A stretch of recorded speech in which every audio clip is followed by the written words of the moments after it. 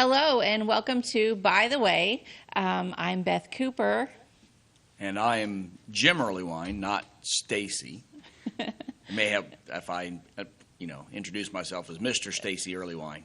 Yeah, there you go. People might recognize you by that name. Right. So Stacy's on vacation this week, and so Jim is joining me. Yeah, I don't know how that happens. She goes on vacation. She goes to Florida, and I'm here. Not that I don't mind being here on By the Way, and but how does she go to Florida without me, and I get to stay here? Yeah, it doesn't seem fair. She left me behind too. Mow the yard. Yeah, but I think the last time I was here is because you were in Florida. That's right. I had my turn. So it was when's fun. my turn? I don't know. When are you going? You look like you're dressed for it. You got your I'm always dreaming that I could be someplace tropical. Mm-hmm. Me too. Or up in the mountains. I love the mountains too. Yeah, I do. Stacy doesn't, because that means you got to climb. Oh. Well, she did like sitting in the lodge when we go skiing and things. But, yeah. I like about anywhere. I like the mountains, but I don't like get out and hike the mountains. I just like drive my car up to the top and like look at a lookout point. That's very majestic. I went in '99. Rode my motorcycle out to Sturgis, and we were so close to Colorado that I rode my motorcycle down to Colorado, and it was just beautiful. Oh, yeah, that sounds good. Yeah. Okay, so we have a great show planned.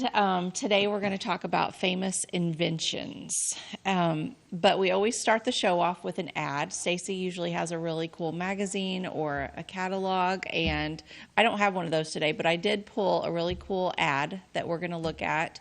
I think we can get it on the screen there, Ty. Yes, this is the Boston Garter. This is for men. Jim, have you ever worn one of these garters for your socks? No, I've never have. I've seen them in the movies and seen pictures of them, but I've never worn one. My socks usually have elastic in them. I wonder when these stopped going out of style. Probably when they invented elastic. And they put them in well, socks. Maybe let's figure out on our show here maybe when elastic was according to the invented data that you gave me, 1831.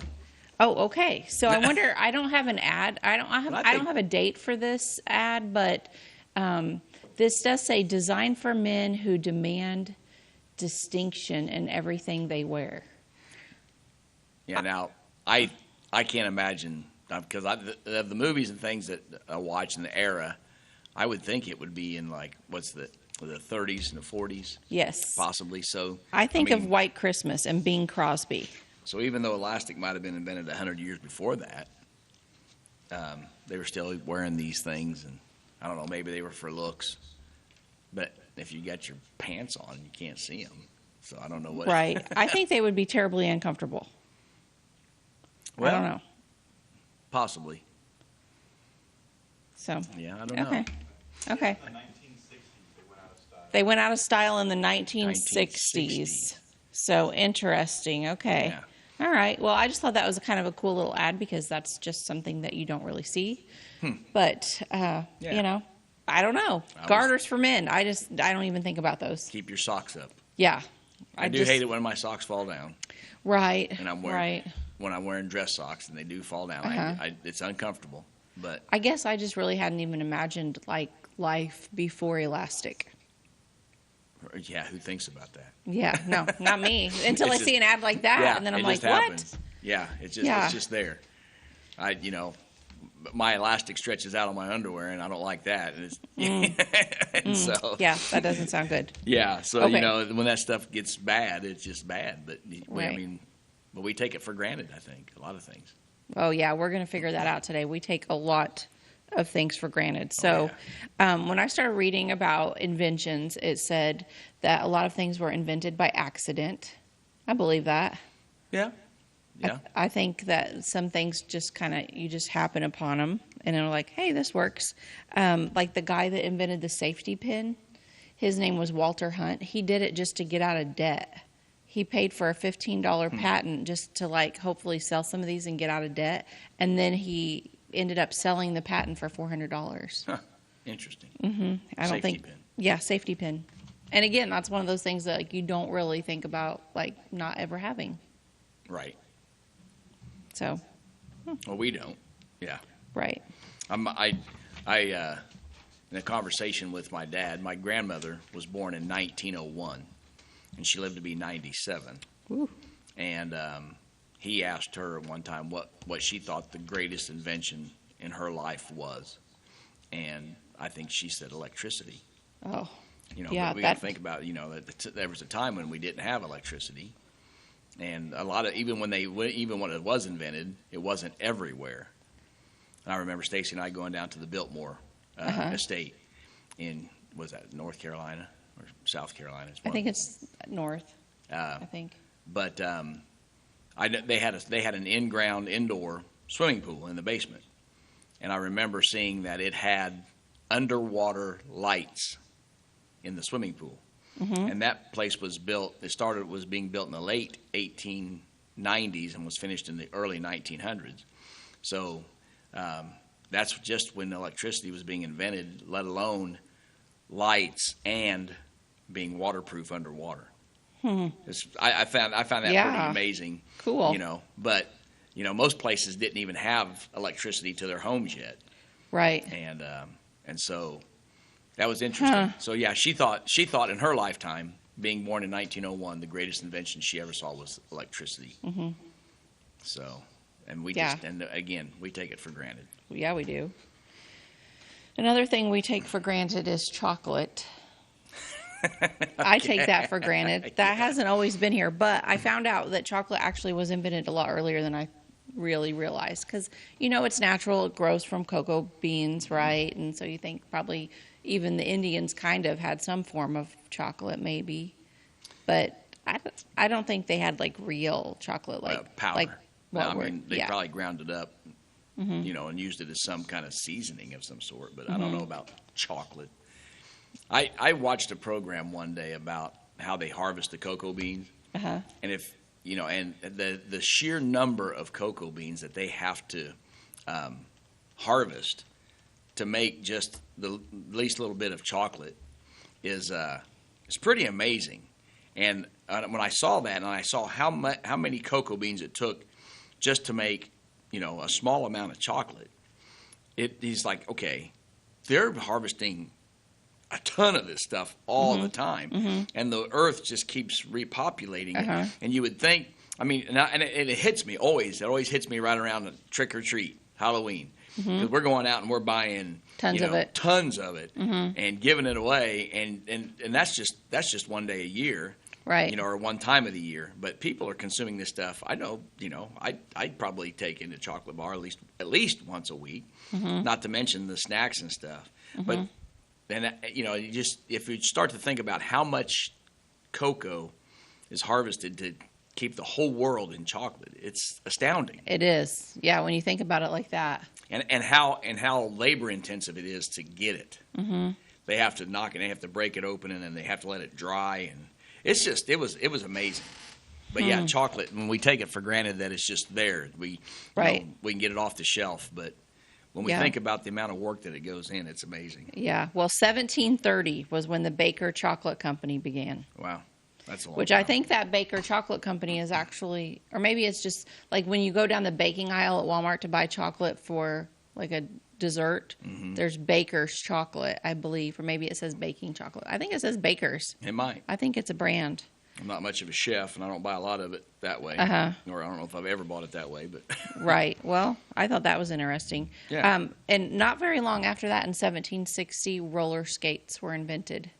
That's a lot earlier than I thought on roller skates. And I think we actually have a picture of like some of the very first roller skates. I don't know that this is the actual very first pair, but this is like one of the very first designs of roller skates. I love to roller skate. I haven't done much of it in like the last 10 years because I'm afraid of falling. But this looks like some wicked off-road roller skates there. Yeah. Can you imagine? Thinking about that back when I was working as an engineer, we talked about designing a pair of skates similar to that with bicycle tires. Oh. So that you could really go on off terrain and Would that have worked? Well, from that picture there, it looks like it might have. Yeah, I don't know. It might You have could been have really been cumbersome. you could have been a local inventor Yeah, maybe. and been a millionaire. Well, yeah, That would have, possibly. yeah. You should come back to that idea, revisit it, maybe. 1760 jigsaw puzzles were invented. That seems early for that too. Well, I mean, how did they cut them? I probably cut them with a saw. And thus the name jigsaw. Yeah. They had jigsaws. I don't know if they had automatic jigsaws. I know that I've seen them where they pedal pump them like a sewing machine. Mm-hmm. Yeah, like a treadle. Yeah, and you'd pump the jigsaw, and I imagine, and the saw blade would go up and down, or they had belt-driven saws, but I imagine they cut them by hand, and because I doubt they made some kind of stamp for them at that early, but maybe they did. But now they're just stamped out. Yeah. You know. I actually saw something on Facebook the other day about how somebody discovered that there is one brand of puzzles that you can buy, and I don't remember the brand that they said, but they discovered that they're all, no matter which picture you get on the box, they're all cut the same way. The pattern is the same. Really? So they have like mixed and matched their puzzles from this company.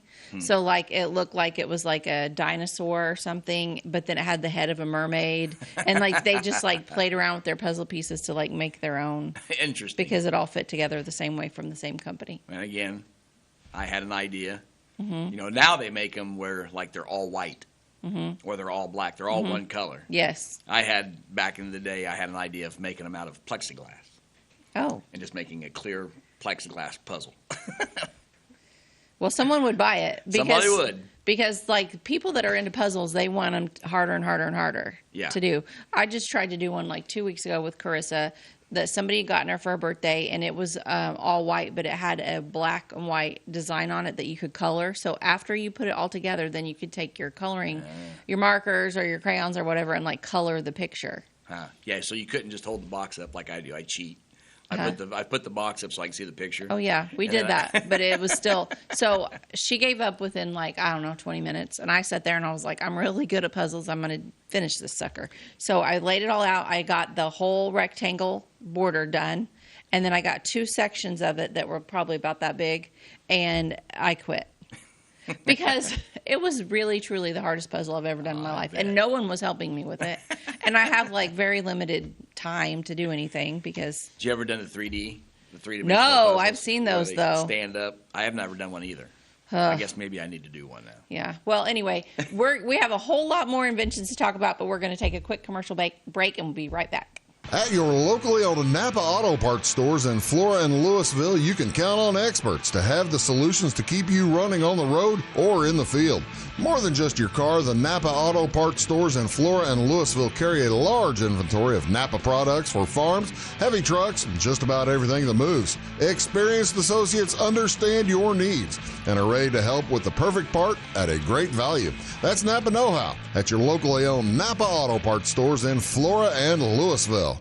Briscoe Surplus Sales on the northeast edge of Flora is your one-stop do-it-all shop. Looking for rugged boots and footwear from great brands like Lacrosse, Rocky, and Carolina? They're there. How about top-notch small engine parts and service? Briscoe Surplus Sales has it. Whether you're wiring your switches or switching your wiring, Briscoe Surplus Sales has the solution and the know-how to help you get the job done right the first time. Briscoe Surplus Sales, your one-stop do-it-all shop. We like technology at Flora Savings Bank. Here's what you can accomplish in our mobile banking app in less than 30 seconds. See account balances in your transactions, set up an account alert, make a transfer between accounts, get an alert text message about your transfer, pay a bill, turn your debit card off and then back on. It all happens in the palm of your hand with our free My Bank to Go app. Search My Bank to Go in the App Store or Google Play and give mobile banking a try.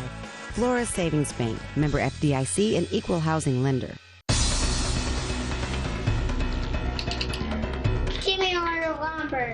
Doors, paint, windows, electrical, plumbing, and much more. Oh yeah, give me all your guns too. John Lucas, What? you better be dreaming about all the stuff we sell here at Zink Building Center. Oh, I would. Zink Building Center in Louisville on Route 45. It's a cool place. And names. And welcome back to, by the way, with Beth and Jim today, because Stacy is on vacation. So we're sitting here talking about inventions, and we have a whole list of some cool ones. What one did you find? Oh, and it's interesting how things come up with their names. Yes. Okay, so, facial tissue. Mm-hmm. If you say, you don't say, get me a facial tissue. You say, get me a Kleenex. Mm-hmm. And then I've noticed here that the first soap manufactured commercially was by William Colgate. So, like Colgate toothpaste. Colgate company. I bet it's the same. Yeah. Yeah. So I didn't really think about that. And people, they get you get these names, and names get attached to things that were invented by the inventor. And now that's what everybody calls it, even though that's not what it actually is. And I find that interesting sometimes too. Is like, okay, where did this get its name? Right. Yeah. So that manufactured commercially soap was in 1806. Yeah. So up until then, everyone, I guess, just made their own, which is, not terrible. Well, and I guess it was popular. Right. But somebody finally started mass producing it. And thank the Lord for that. No kidding. No kidding. When we think about it, okay, so when you're in a public place and there's a lot of people around, right, and somebody stinks. Yes. Everybody's like, everybody notices it. But there was a time when everybody smelled that way. Right. Everybody, so that was the norm. And you got to wonder when the first person come in and bathed, and they're like, well, and that was the whole purpose of flowers at a wedding, right? Oh, have you to heard mask that? the to smell. Mask the smell, because the bride would only. Probably at funerals too. Well, probably. That's probably how these flowers are now a part of our ceremonies that we just take for granted that we have to have flowers. Got to have the flowers. Oh, right. People spend big bucks on the flowers. Because the rumor has it that the bride only bathed like every few months, and so. Oh my gosh. And they said it, and then what was it? Fresh as a spring bride. Was that what they I am not familiar with that. Never heard that? No. Well, because that's in the spring, they would bathe. And so if you got married in the spring, you smell pretty decent. Oh, wow. Isn't that crazy? So soap is a good thing. Yes, soap is a good thing. My grandma used to always tell my mom growing up, she didn't understand, soap was cheap. She gets it that things were tight and people didn't have a lot of money, but she was like, soap is cheap. Everyone should have some. She didn't understand why some families didn't wash their kids. And then that one in 1807. Okay. That was interesting down there. Townsend Speakman mixed fruit flavors with Presley's carbonated water and marketed the first soda pop. Cool. Called, what is that, Nephite Julep? Nephite Julep. Huh, interesting. Yeah, there was something about the carbonated water. Yeah, Priestley invented the carbonated water, which was technically called the first soft drink there for a while, by just carbonated water, and that was in 1767, but nobody would drink it because it tasted so bad. Oh. Have you ever been at a fast food restaurant and they have where you fix your own drink and you fill your soda up, but it's supposed to be Coke or Pepsi, but it comes out clear and it's just carbonated water and it tastes horrible? Oh, yes, I hate carbonated water. Yeah, and that's just what he was serving up. No wonder it didn't catch on until 1807, and then somebody was like, we might want to put some fruit flavoring in this here, and maybe it would be drinkable. My wife likes to leave the caps off of things. She likes flat sodas. Oh. And the other day, she left the cap off of a 2-liter bottle in the refrigerator. Oh my gosh! And of course, so she's gone, and I'm like, I'm thirsty, so I go grab it. And I'm going to finish this, and I take a drink, and there's no carbonation. Yeah, it's just like sugar. Yeah, syrup. Now we want the carbonation. So this guy invented the carbonated water, and nobody would drink it. Now we hardly have to. We have to have everything carbonated. Yes, but it has to be flavored. Right. There's a healthy mix there. It can't be too much of one way or the other. And I think that is where the Flora Dairy Queen has nailed it. Because I think they have the perfect mix of carbonation versus syrup. Well, yeah, something's going on back there. Because there's a lot of people that are addicted to it. I know. There's someone in my family that always says that they must have a little bit of cocaine in their Coke because everybody in town is addicted to their sodas. That's not true, obviously. It's not true. But we love Dairy Queen. And people come back. They've been gone for a long time, and they come back, and it's like, this is the best soda It really is. It really is a really good soda. So for those of you that aren't from Flora, the next time that you are in Flora, please go to Flora Dairy Queen. I know they're not paying me to say this, but they truly do have the best drinks. It's so good. Yes. So good. Okay, so let's skip ahead a little bit. Let's look at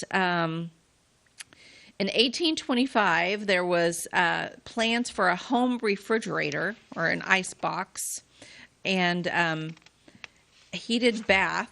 That was in Mary Randolph's 1825 edition of the Virginia Housewife. Okay, so in 1825, this gal named Virginia has this magazine, or named Mary. She's in the Virginia Housewife, and she talks about how to invent an ice box to keep at home or your own personal refrigerator. And I think that she even had the plans in there, which was kind of not bright on her part to not. But it was her. It was recorded that it was her idea. Okay.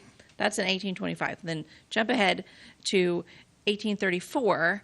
9 years later, there's a man by the name of Jacob Perkins who patented the first mechanical refrigerator. And we have a picture of Jacob. This is the guy that is known for inventing the refrigerator. Now, I have my doubts about whether he stole the idea from Mary or not. And that's just my own projections. I don't know if he did, but it's kind of funny that she put it all in a magazine in 1825, and then 9 years later, ta-da, Jacob Perkins invented the refrigerator. Yeah. Well, and maybe she didn't have the means to actually make it. Yeah, that's true. You got to have the financial backers or whatever. And you got to have the ability, or know somebody that does have the ability to do it. So maybe she thought of it and kind of planned it, but he had the know-how and the money to make it happen. But there are some people that would willingly just have an idea produced, and they won't take any credit because it's for the betterment of the good of the people. Well, I have a story about that, actually. So. Yeah, there are people like that. But let me finish telling you about this refrigerator that Jacob invented. Okay. It had he discovered that liquefied ammonia had a cooling effect. So he did the liquefied ammonia, and he mixed it with ethyl ether. Ethyl ether? I don't know how to say it. I think it's ethyl ether. Mm-hmm. And that's how he made his refrigerants, and he's known as the father of the refrigerator. Interesting. I am thankful for a refrigerator, because that's another thing I take for granted. Yes. I don't have a stream out back where I can sink my milk bottles down into it and keep it cool like they did in the Boxcar Children. Did you ever read those? No. Ha! You're missing out. Those are good. Yeah, I'm not much of a reader. But, well, of course, I didn't read much as a kid. That's a shame. You should have read the Boxcar Children. They were good. They were good. I'm sure they probably were.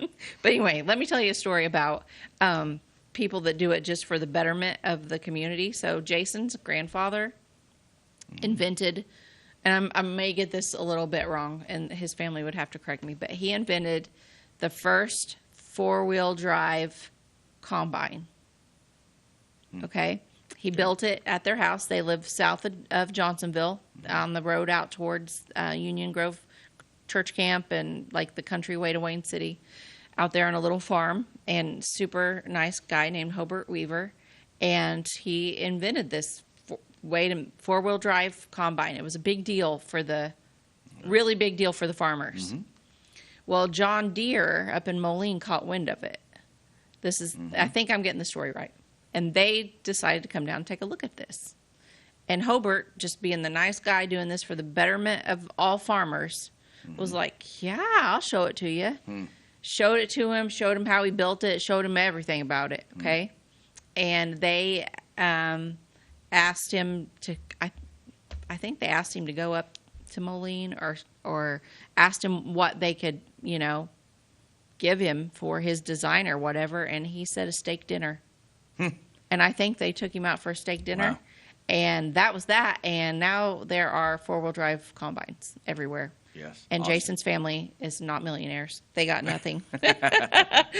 Well, but he did it for the farmers. Well, yeah. When you have a clear conscience that you're not doing it for profit or gain. No, I don't think he wanted fame or money. No.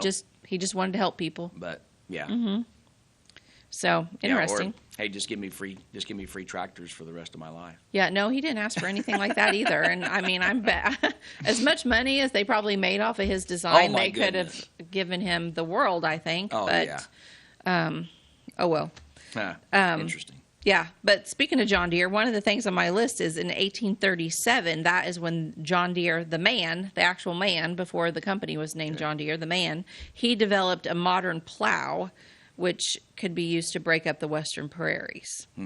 So that's 1837. So we all know John Deere, the company, but you don't really think about the lifetime of the man.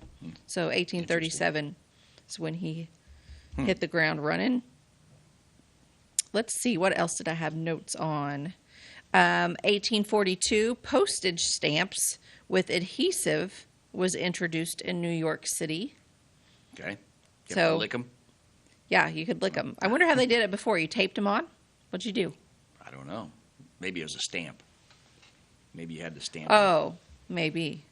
Maybe you had to buy the Yeah. stamp or whatever. And you paid so much for the stamp. Mm-hmm. I don't know. Yeah, I don't know either. Or So- maybe you had to take it to a post office and have it stamped and pay for it. Right. They Yeah, I wouldn't bet sell that. you a stamp. I bet probably. that's it. I bet that's it. You probably had to take it to post office. So, one thing about inventions is like one invention would come around and then all these others would build off of that one. So first you have to have like almost like an ingredient or something that is invented, and then all these other things can be made out of it. And that's how it was with vulcanized rubber. Okay. It was invented by accident by none other than Charles Goodyear. There you go. Goodyear tires. There you go. He invented vulcanized rubber on accident. I wonder how you accidentally do that. Well, he was probably working on something else. I've watched these programs, how it's made, or Yeah. you know, and those are interesting. I love watching them. Uh-huh. And it's like the guy that invented the first microwave Yeah. was by accident. He was in a lab, and he had a chocolate bar. Okay, Okay. He had a chocolate bar in his pocket, and he walked by this machine that was obviously producing radio waves. And when he walked past it, or if he stood there by it or whatever, he noticed that he went to grab the chocolate bar and it was melted.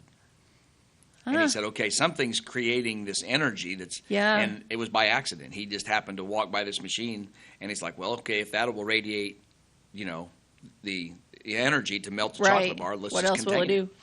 And so that was an accident. So this guy was probably trying to invent some other material, Yeah. and vulcanized rubber come out. Okay. Yeah. Well, we're gonna talk after the break about what all became of the vulcanized rubber, but that was invented in 1839, the rubber. But we have a lot more that came from it. So we're gonna take a quick commercial break, and we'll be right back. If you're looking for a loan for your brand new home, call Clay County State Bank. If you want to transfer money so your future will look sunny, call Clay County State Bank. We got checking and savings and bill pay too. An online banking, just ask our crew. For all your banking needs, we think you will agree. Clay County State Bank is the place you need to be. Clay County State Bank. At Clay City Banking Company, we're all on the same team, regardless of zip code. At home, work, school, or across the country, you can be part of our team with our cutting-edge mobile banking products. From your hand, you can check balances, transfer money, make deposits, and pay bills. Looking for a loan? We've got you covered with our mortgage, agriculture, commercial, and consumer loans. Join our team today. Clay City, Flora, Louisville, and Fairfield Banking Companies. We're the hometown banks, member FDIC, and equal housing lender. It's the weekend and your symptoms are worsening. The morning of a big meeting and you have a bigger sore throat. Ever experienced that urgency after picking up your sick child and your community health center has already closed? You will be able to connect to a provider at crhpc.org. Even if you have never been to CRHPC, you are welcome to utilize our services. Feel better after scheduling a video visit with CRHPC.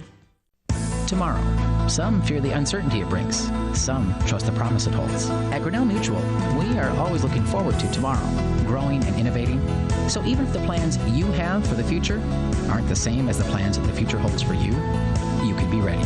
Because we'll be ready, like we have been for over 100 years. Trust in that. Trust in tomorrow.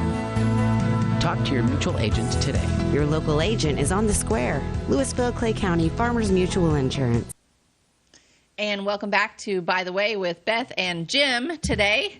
Beth and Jim. Beth and Jim. Just doesn't sound right. It doesn't have quite the same ring. No offense. It shouldn't have. Stacy's on vacation, so I'm filling in for the irreplaceable Stacey. there you go. There you go. So we were talking about vulcanized rubber being invented by accident by Charles Goodyear, but One of the things there's a couple things that came about that we both of us and probably all of you use pretty regularly. One, a rubber band. That came around in 1845. Okay. So now that rubber has been invented like that. And the other thing was canvas and rubber shoes. Yeah. And that was in 1868. And I think we have a picture of Ked's shoes. And these were some of the first. Do we have a picture of that, Ty? These were called. First, the first ones with rubber soles were called croquet sandals. And only the wealthy could buy them because they were $6 a pair. Wow. And that was in 1868. $6 a pair was probably a lot back then. Imagine. Yeah. Yeah. Keds didn't come around until 1916, but before then, everyone had leather soles. Yeah. So this whole rubber sole thing was a new thing. Called sneaks. Sneaks, yeah. Ty, did I have a picture of the Keds? Sneakers. No? Oh, I thought I sent it. Okay. Well, I had a really cute picture of old Keds shoes, and I thought, how cute, because Before people that, still wear Keds. Yeah, and think of where the rubber. I mean, okay, so he discovers rubber by accident, and then what is it all in? I mean, oh yeah, going down all of these lists, it could be in any of this stuff. Well, and then it revolutionized the automotive industry for the smooth ride. You used to have steel wheels, and now you've got rubberized wheels, and it's just you think of everything that rubber is in, and again, it was by mistake. Yeah. Or by accident. I shouldn't say mistake necessarily, but by accident. And I noticed there earlier in 1868, Tabasco sauce. Ooh. Now, Edmund McElhaney, is that how it's pronounced? Let me find that one. He sold 350 bottles, and then the next year he sold several thousand at $1 a piece. Oh. Now, that's some expensive stuff. Yeah, it is. In 1868, you're selling a bottle of that stuff for $1? Wow, man, he made a ton of money though, because if he sold thousands, he made thousands of dollars, which today would be millions of dollars, I'm sure. All for Tabasco sauce. Tabasco sauce. But before their food was probably really bland. Well, might have been. This was probably an electrifying experience. Like suddenly their food had taste and spice. Yeah. And $1 a piece. That's pretty steep. Pretty good. Yeah. So not long after him, H.J. Heinz came along and marketed horseradish in clear jars. Yep. That was in 1869. So, Heinz 57. Yes. I understand that the 57 comes from, it was the 57th attempt at the recipe. And that's what they stopped with, was the 57th version. That's why it got Heinz 57 varieties, I think it says on the... Something like that. Yeah, so then Heinz also marketed ketchup. He was the first one to do ketchup in 1876. That's interesting. And I'm thankful for that because I'm a ketchup eater. I put it on a lot of things, and I don't like Hunt's ketchup. Do you? Are you one of those people that you can't tell the difference? I don't really care about. You don't care about it? No, to me, it's a big deal. Is it? Mm-hmm. Yeah. Yeah. Ketchup's ketchup. No, it's not, and it's different. It's different. It has to be Heinz. One time I ate at this fancy restaurant in St. Louis, and they served homemade ketchup with their burgers and fries, and it was like dipping your burger in tomato soup. Okay. It was an awful experience. I mean, and that was probably 10 or 12 years ago, and it stuck with me. I'm like, I will never eat there again, just simply because they did not use Heinz ketchup. And I get that. I mean. Like I said, there's some people that you like what you like. And, yes. And nobody can tell you you're wrong. And if they want to do homemade ketchup, fine, but also offer Heinz for those of us that are have the palate of a 12-year-old child. But what about Hunt's? No, that's bad news bears. Hunt's is like the generic version to me. Okay. It's just restaurants that are trying to save a dime by using Hunt's. All right. I'm a ketchup snob, Jim. Okay. All right. Yes, for sure. All right. So let's see what else we got going. So in 1845, the sewing machine was patented by Elias Howe that lock-stitched and sewed 250 stitches per minute. Did you know there's all kinds of drama with the invention of the sewing machine? Mm-mm. Okay, so there was multiple people that had a patent on a sewing type device over the years before Elias Howe. Okay. But they never really did anything with it. Like, they had this patent, and it just sort of fizzled out. Nothing became of it. Okay, so Elias Howe was the first one to, like, get a patent for what we consider a real sewing machine today. Okay. Some of the ones before that don't even really look like a sewing machine. They're different. But, and so he had this patent, and kind of started selling it a little bit around here, but it wasn't really taken off. So he left, and he went to Europe to get some financial backing and to talk to people over there about it. And I don't remember off the top of my head how long he was over there. I want to say like a couple of years, like trying to get financial backing for this machine and get it in the homes of everybody to make their sewing easier. He comes back to the United States, and lo and behold, there's a man named Isaac Singer who has taken his exact design and is selling it everywhere. He copied the whole entire thing. So for those of you that are big fans of Isaac Singer, he was kind of a thief. And there's a lot of drama there. It was dramatic. So Elias Howe did what any American would do, and he took him to court. Okay. And he won. Okay. And he made a fortune. He got money off of every single sewing machine that Singer had ever sold in the past, plus, and I think it's like 50-50. You'd have to Google it to be sure. It was a big chunk. It wasn't like a dime per machine. No, it was a big chunk. And so he got all that money, that half of whatever Singer had already made off of every machine he'd ever sold, plus half or whatever the percentage was off of any future machine. What was his name, his last name again? Elias Howe. Elias Howe. So, I didn't bring a picture of him with me, but I do have an article. It doesn't sound right. A Howe sewing machine. No, and you got to say Singer. Yes, I agree.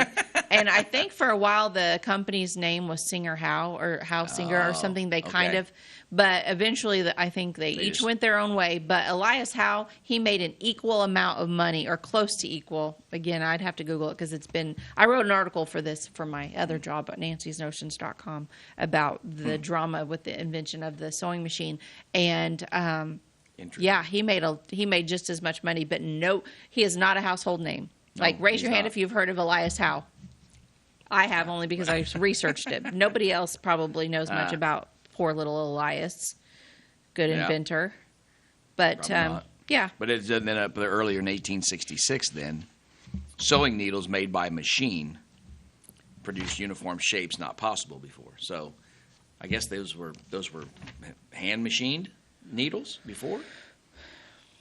Yeah. So every sewing machine needle took a handcrafted that needle? Somebody crafted it, and they just never knew what you were going to get. Then in how about 1866. That? Yeah. So they were all uniform. That's pretty cool. Yeah. Huh. Can you imagine trying to make one of them? Make a needle? Yeah. No. Pretty small work. Pretty intricate. It's like making watches. Watches astound me. Yeah, the people that first invented watches, I don't have any of that circled, but they had to be geniuses, don't you think? Oh yeah, absolutely. Yeah, get all the gears to work and stay in time and yeah, it's just amazing. Yeah, I agree. Yeah. Hey Ty, throw me a picture up there. What have I not talked about? I've got this guy Pasteur. This is kind of a household name. So this guy, Louis Pasteur, which I believe he was French. Pasteur? I don't know. That's how you say it? I don't speak French. It's Pasteur. Okay, Pasteur.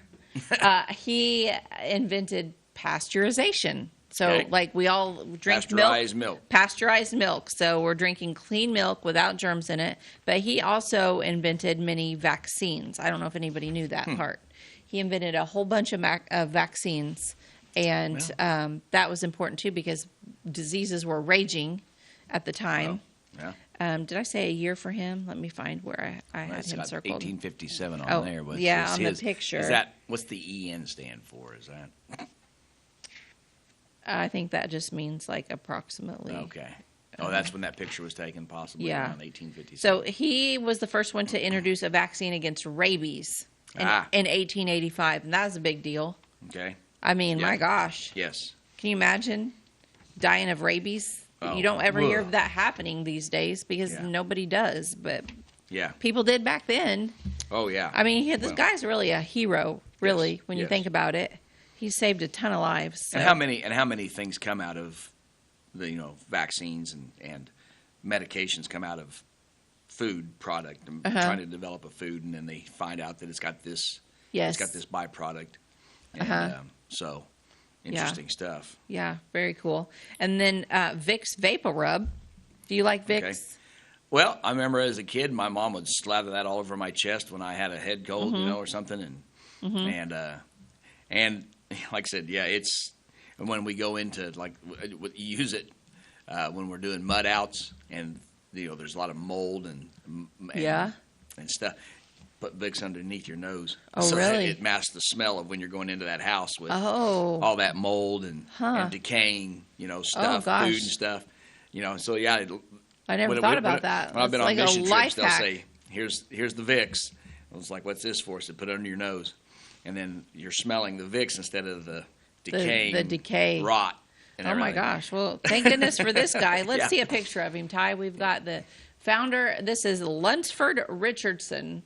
He developed Vicks Vapor Rub. Where Vicks comes from. In the 1890s. It was originally called Richardson's Croup and Pneumonia Cure Salve. I think we have a picture of one of the original ones, too. Vicks Vapor Rub Salve. Spasmodic croup, colds, and inflammation. I have a feeling that stuff in that jar is a lot stouter than the ones we use today. Wouldn't you bet? Well, it probably was. It was probably yeah. pretty. But I wonder where the Vicks came from. Yeah, I don't know. Maybe his wife's name was Vicky. No? I don't know. Yeah. I didn't read that part. Interesting. Yeah. 1894, ready-to-eat cold cereal was developed by a man named John Kellogg. There you go. Yeah, Kellogg cereal. Still He on it. called it Granos. Huh. Would you like a bowl of Granos? No, sounds awful. Huh. But yeah, there was some drama, and I read a whole story about this too. There was drama between him and Mr. Post. They were both competing to invent the cereals. And Post. They're both still here. Yep, they're both still around. I wouldn't declare one a winner over the other. I think they're both great. Yep. Variety, right? Yeah. And because we're talking about inventions, and they say necessity is the mother of invention. Yeah. Okay, so there was a need. We filled it. Clothing. So the need for that, we develop a sewing machine. Well, now those become popular, so now we need to mass produce needles. So that invented, that. So they said necessity is the mother of invention, and I believe that's how it started. We needed things. Now, I think that laziness is the mother of invention. We try to get out of work. Right. What can we invent to make that so we don't have to do anything? Yes. You're so right. And it's all about saving money. Yes. You should have saved this for the end of the show, and this could have been our rules to live by. Sorry. I'm new at this game. But the big Facebook debate and the argument is self-checkout. Yes. I hate self-checkout. Well, why was it invented? Right. It was invented so that those people can make more money so they don't have to pay.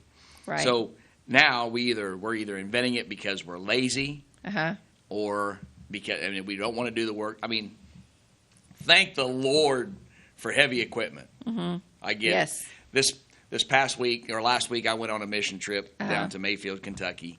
We had to drive rebar into concrete, and the concrete was supposed to be wet. Well, we got behind and it started to set. So we're driving this rebar, right? Well, the whole time we're talking about this device that's automatic, that's pneumatic, that will drive that rebar for you. You just set it on there and it'll drive it down. And it's like, okay, we did it by hand, sledgehammers, post drivers, and by hand. But I said, next time I come down, if we're doing this, I'm renting. Yeah, I don't blame because you. I don't want to do that physical labor. So it's not that you need it; you can get the job done without it. Right, but it makes your life easier. It makes Yeah. Well, anyway, we need to take a quick commercial break, and we'll be right back. We're going to talk about more inventions. Do you bowl like this? That's great. Do you bowl like this? That's great too. That's because whether you're a pro or you just want to have a lot of fun, at Peggle's Silver Dollar Lanes, we have a lane for you. We have galaxy bowling, gaming for kids and adults, Joe's Pizza, a full bar, darts, pool, and fresh and clean bowling shoes. Boy, does that smell nice. So come on down to Peggle Silver Dollar Lanes in Effingham, where we have a lane for you.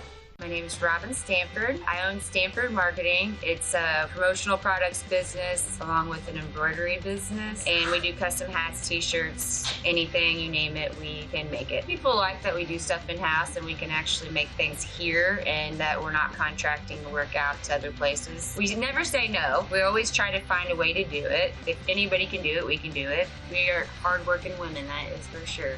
Come to Stanford Marketing in Flora for all your custom and promotional needs. The insurance specialists have options to tailor to your needs at CSI Insurance Brokers. Experienced insurance brokers at CSI are skilled with all types of insurance plans and policies and represent many companies, including Safeco Insurance. You'll benefit from their detailed expertise, unbeatable premiums, and commitment to customer service. CSI Insurance Brokers and Safeco Insurance Company, providing affordable rates on quality insurance since 1952. For over 50 years, at your locally owned and operated Royal King Supply in Salem and Olney, we've helped you and your neighbors enjoy an easy country lifestyle. We carry the most thorough sporting goods department around with a huge variety of hunting and fishing gear, camping equipment, and a variety of firearms for any need. Our team is here to help you find whatever you need. Open every day, it's Royal King in Salem and Olney, your locally owned farm and home store. Welcome back to By the Way with Beth and Jim. We're discussing inventions. Interesting. And Jim just found an interesting one we were just talking about. In 1898, Nabisco introduced family-sized packages of crackers. What did they call them? You need a biscuits. You need a biscuits. You need a biscuit? It is funny to me they call them biscuits because that's what they still call them, like in England. Yeah. Biscuits. You hear they're crackers. But they did at one time, I guess, in America, call them biscuits. Yep, and it was by Nabisco. Yeah. Interesting. And here's a picture of something that you guys might recognize. 1897, a man named Mr. Campbell invented Campbell's soup. We all still love Campbell's soup. That's Mr. Campbell there on the left, and that is Abraham Anderson on the right. Abraham was a canner. So Campbell invented the soup. Anderson invented the canning process. And that was called, for a while, Anderson and Campbell soups. I don't know why Abraham Anderson bowed out, but he did eventually, and it just became Campbell soups. So the first one, the celebrated beefsteak tomato, which is still tomato soup.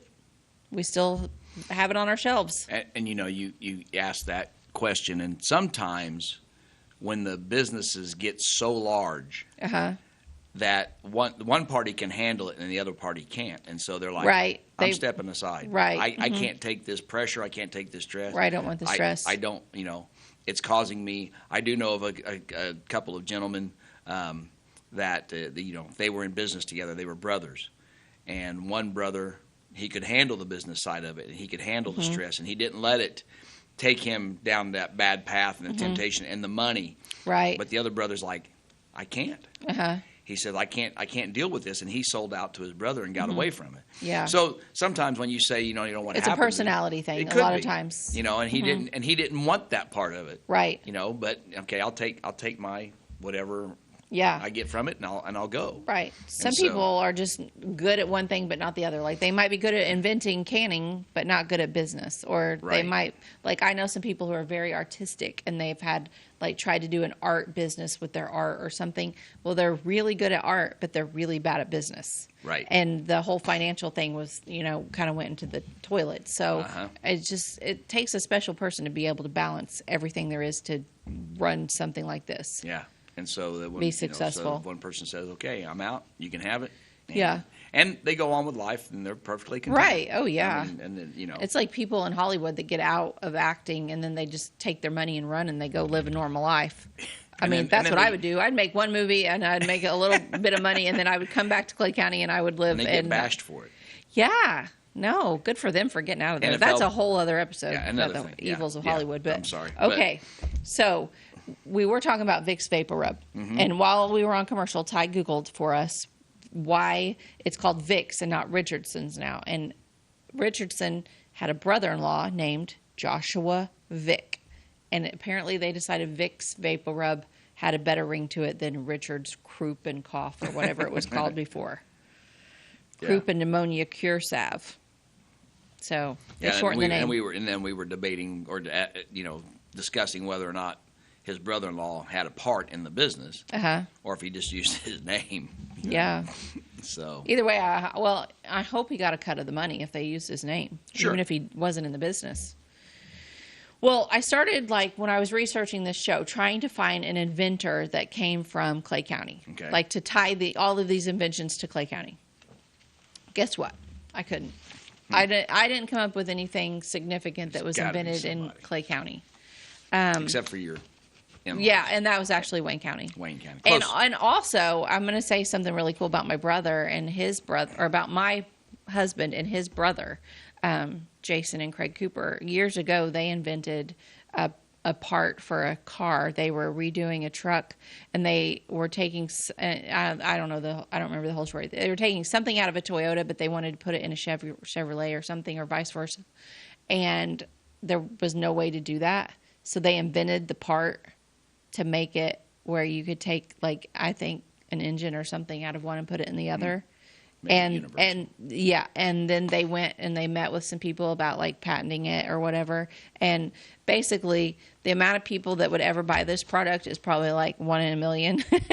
And it really wasn't worth spending the money on getting it done. Mass production. Yeah. So anyway, nothing happened, and we are still poor. Yeah. Well.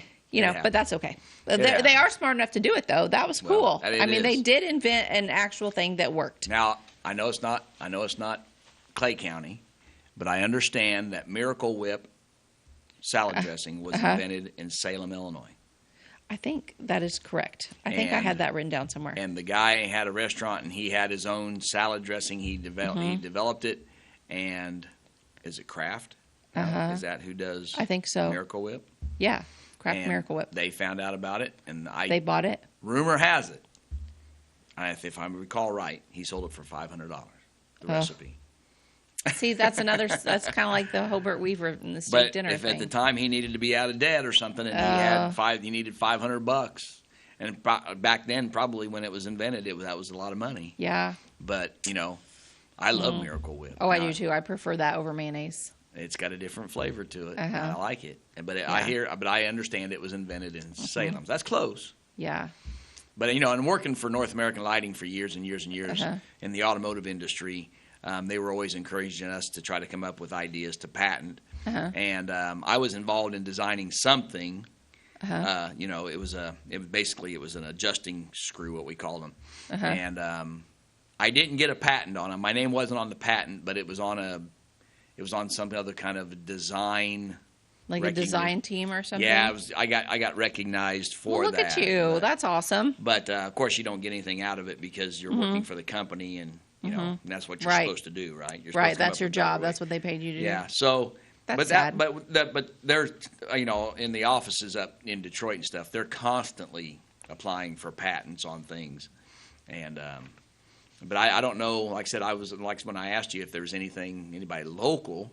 So I guess if you know somebody that was local. Yeah, the steak sauce is invented not very far from here, near Centralia. I think Country Bob's. Country Bob's. Where's that at? I drove by it. Yeah, Centralia. Yeah. Good Christian man that does a lot of good. Oh well, darn! I wish I liked it.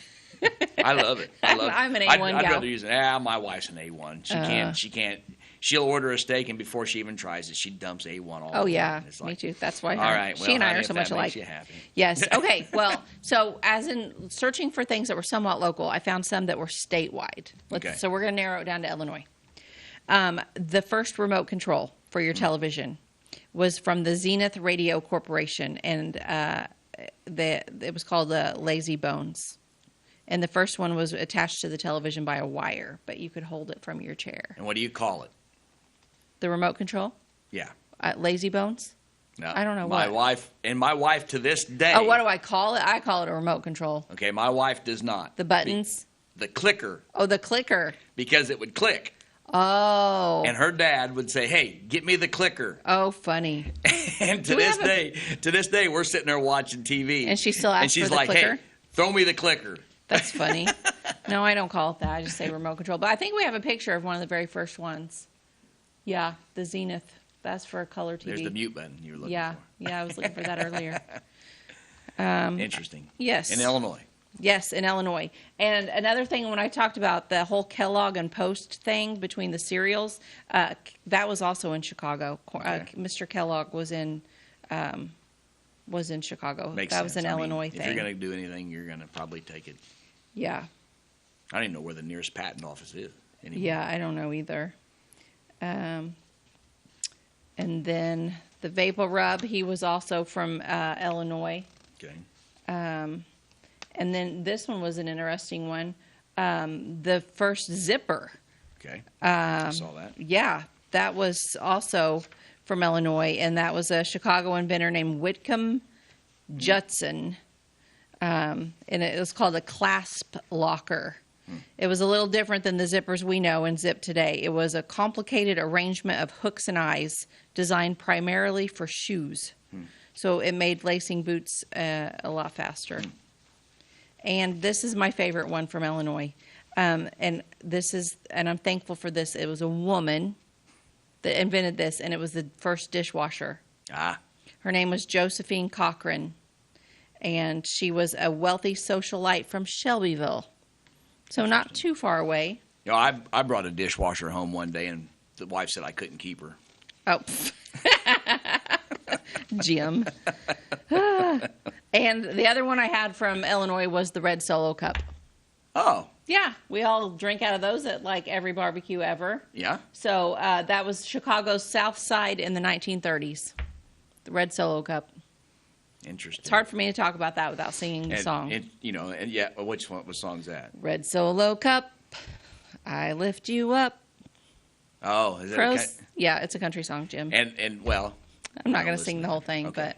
And then Bailey Zimmerman, he mentioned Solo Cup in his. Oh, does he? In his first song that he came out with. Oh, right. And I was talking to his uncle about it, and he said, yeah, he said when that came out and that song hit, Solo came to him and said, please don't take that out of your song. Oh, we'll pay you a royalty for leaving it. That's awesome. I didn't know that. Yeah. So. Yeah, cool. But yeah, and you don't think about it because they probably could have sued him. For using it, but they said no. The more you use it, the more people are going to go out and buy it. So we'll pay you to keep it in your song. Well, good for Solo for doing that because I think that's how companies should be when they see product placement. They should just be thankful that you're talking about them or using them or putting them in the public eye. And I understand though, but if you're using them for your own gain and not giving them credit, I get that. But at the same time, sometimes some people use it for their own gain. And then other people are just, it was like him. He just like, okay, this is part of my life. You know, we stand around and everybody's drinking out of a Solo cup. Let's, and like you said, the song, the Solo cup. So, but is it actually, I mean, it's just a cup. So we attach Solo. You can go to the grocery store now and buy the generic ones, and we still call them that, don't we? They still, I'll get me a bunch of Solo cups. Yeah. It's stuck with the name. Yeah. That's good. Good for them that they picked a name that rolled off the tongue so easy for their company.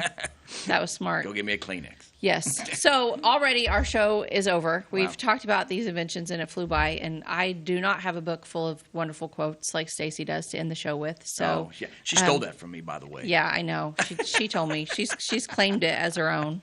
So do you have any wise words to part with real quick?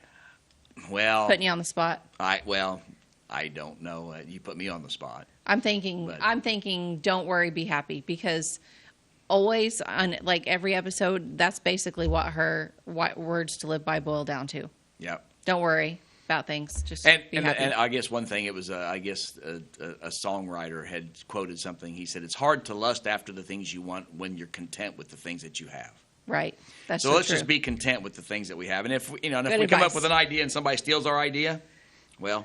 Just we be should content. Still be content, and understand that the people are enjoying something that you had an idea for. Yeah, right. So anyway, it was a fun episode. Thanks for joining us on By the Way, and we will see you next time.